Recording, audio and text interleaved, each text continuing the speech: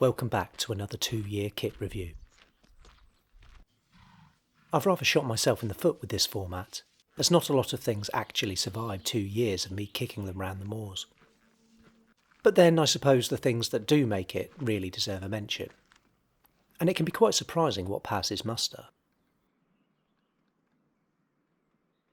Today I'll be looking at the cheapest, tackiest little gas stove you can buy, and also the slightly more prestigious MSR2 pocket rocket that I upgraded it to.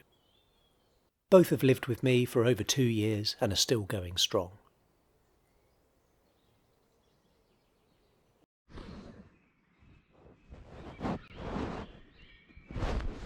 What's the most important thing when waking up in a British woodland? A cup of tea, of course. And I think a gas stove is the best option. A thermos is too fragile and doesn't keep stuff warm long enough. Paraffin stoves like Trangia are okay, but a bit fiddly. And a bonfire is a rather flamboyant and excessive way to make a quick cuppa. No, the gas stove is the way to go, IMO.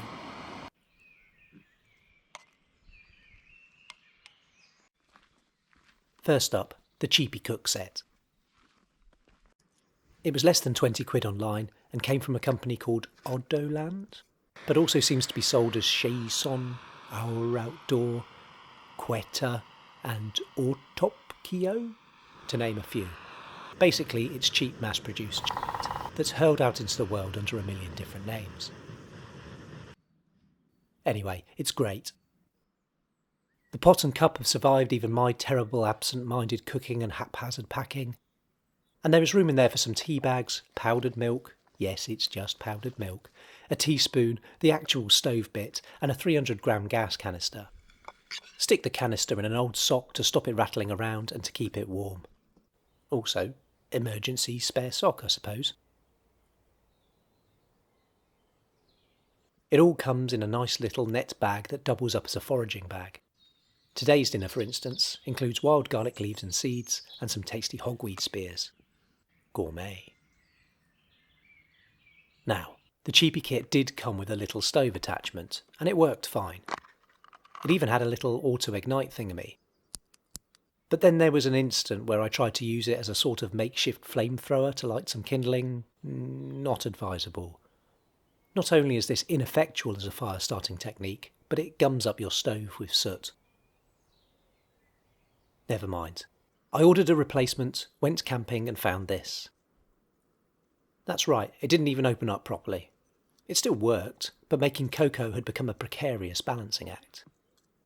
Here, I think, is the lesson to be learnt with really cheap camping stuff. The designer materials aren't necessarily bad, but the quality control is. Basically, you're taking a bit of a gamble as to what you'll actually get.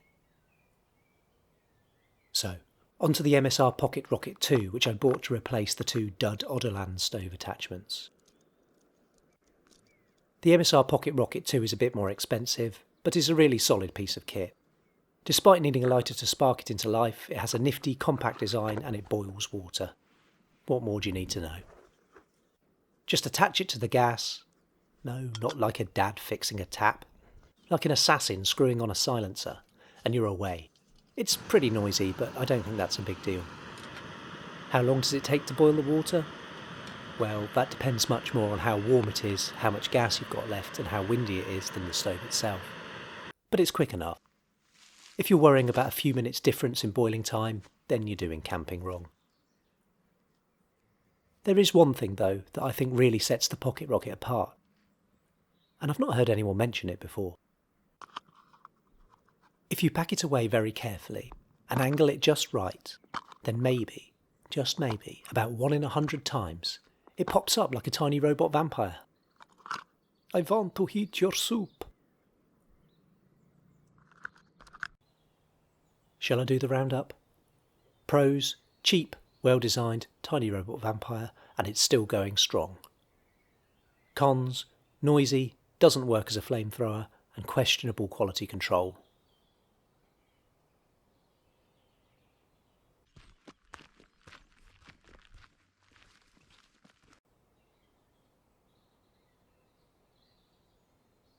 For me, this has become a wild camping essential, from my morning cuppa to my evening noodles.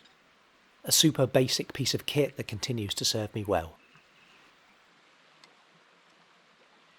Thanks for watching everyone. See you again soon.